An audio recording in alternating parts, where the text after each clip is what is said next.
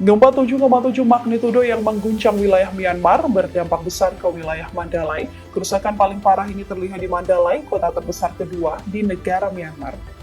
Gempa bumi tersebut menyebabkan kerusakan besar, menghancurkan bangunan, merobohkan jembatan, hingga menyebabkan jalan melengkung di seluruh wilayah Myanmar.